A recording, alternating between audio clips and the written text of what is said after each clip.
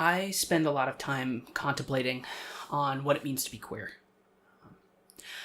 I don't just mean for myself as a bisexual person or in any of the relationships that I have with other gay or trans people.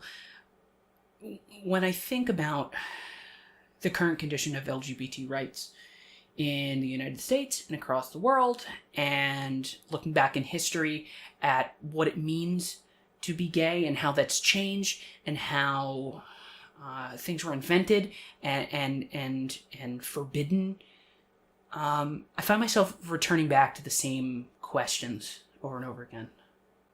I want to explore these questions, and I want to try and share what I find with other people who might be going through the same struggles that I am. I want to find more. I want to find more out about LGBT history and how that's changed and what the modern conditions are and why they are what they are. Really anything that I find interesting. These are all topics that I want to try and explore. A few things that I want to mention before going any deeper, and I just want to make things clear with everyone. First, I'm going to use the word queer for shorthand for the LGBTQIA+ community and anyone else that might be included in the larger community. I know it's a word that has a very long and difficult history. I know it's still used as a slur, but in an academic, in a cultural setting, I feel as though it's something that should be embraced. So I'm going to try and use it. I'm going to do the same thing as shorthand, just using gay and trans where applicable.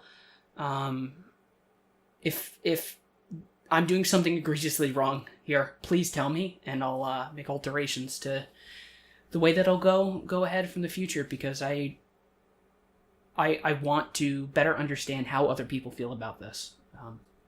Second, of course, I want to make it clear I'm not a historian. I'm not a gender theorist. I'm not a queer theorist. I'm not an expert in foreign policy. I just have an interest in this stuff. I enjoy doing research. I enjoy expanding my knowledge of things. I enjoy that. And I feel as though, in a way, by expanding my own personal struggles with trying to find answers to things that I've questioned, and trying to understand why things are the way they are, I feel like there might be some use in seeing me struggle with that, and hopefully other people can learn things from the things I'm investigating and the things that I'm trying to learn. Third, I'm limited in my understanding of what it actually means to be queer.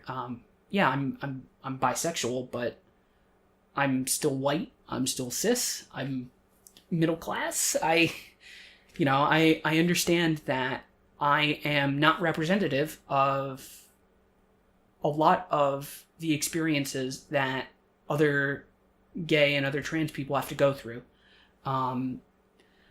There's a massive intersection between being LGBT and racial and socioeconomic and religious, and all these issues are so deeply intertwined.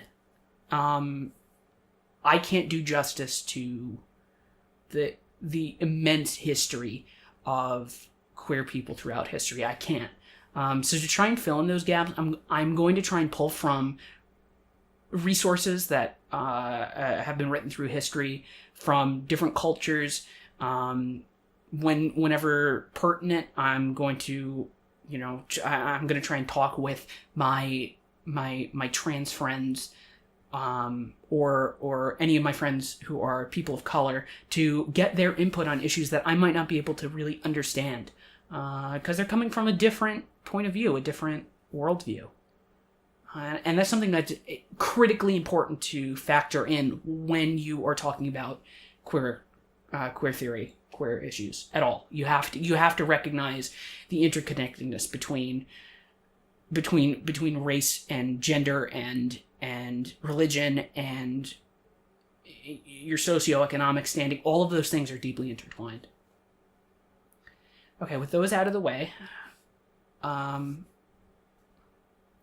I forget what the next thing is.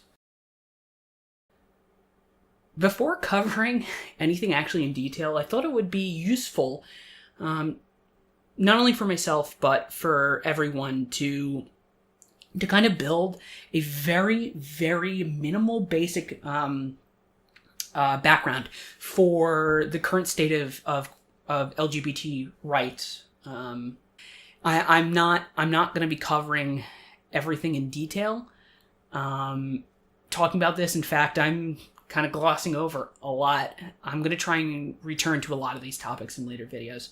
In the United States, where homosexuality has been decriminalized since 2003, and gay marriage has been legalized since 2015, there have been some improvements in the conditions for queer people. Of course, this has come at the immense sacrifice of queer people for generations. They've faced brutality from both the state and the police, enshrined discrimination within law, and the tacit animosity of the government for decades. In the 50s, gay people in government were routed out in the Lavender Scare. In the 80s, the Reagan administration was actively complicit in enabling the AIDS crisis to get as bad as it did. All right, so this, as you can see here, is the LGBTQ plus equality map. This is for the United States. This is produced by the Movement Advancement Project. They created a scoring system that is used to quantify the current conditions of laws and protections that gay people experience in the United States. This is a really great way to visualize the current conditions and the contrast and the gap between the rights endeared by cis and trans people and in between individual states themselves. I currently live in Florida. By looking at the state's individual statistics, data about current laws, other useful statistics, they're all included here. I highly recommend going to go check out this website for yourself to see what rights you do and do not experience in your own states. I'm going to try and talk in more detail about the specifics of a lot of the more recent laws in the United States, especially because there's been a massive increase by the right in demonizing trans people, and there's been a lot of anti-trans bills that have been passed over the first half of 2021.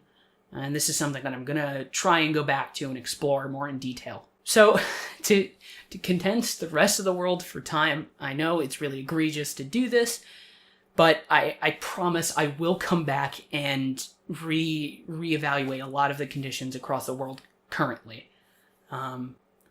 Here are global maps that are produced by Equaldex. It's a collaborative LGBT rights database. It's because it's open source collaborative, there's some errors in this, but for the most part, looking through this, most of it seems to be accurate. But you could see the state of several areas of law where marriage, housing, and employment protections exist, where homosexuality is criminalized, that type of thing. You could see homosexuality is currently illegal in some capacity in 71 nations. So both of these sources work really well as an introduction to each nation's laws governing LGBT people, but it doesn't provide any nuance as to why things are the way they are in these nations. When you see green on the map in Europe, this doesn't factor in what any of the TERFs are doing in the UK, making life a living hell for trans and non-binary people, attacking the NHS, and attacking self-ID and the ability to access HRT drugs and all of that.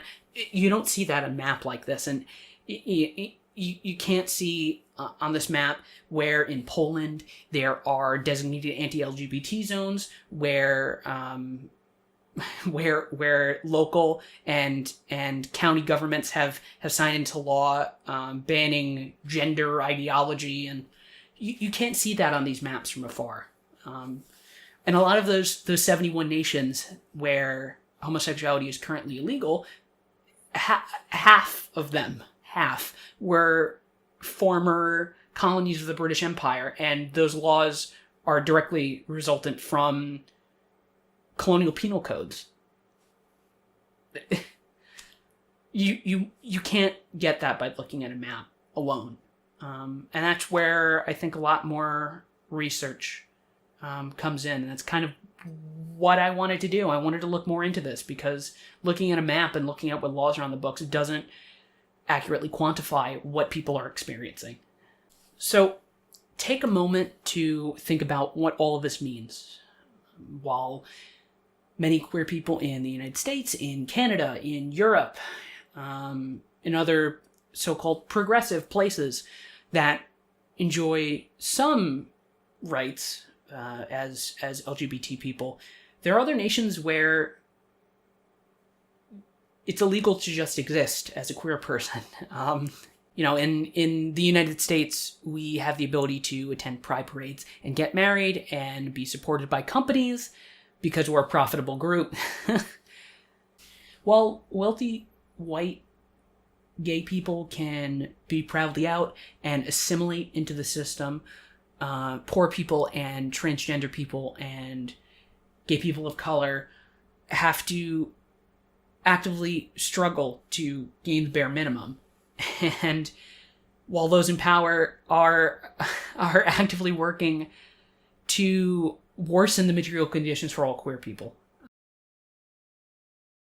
And all of this leads to a fundamentally difficult set of questions that I want to outline and I want to explore.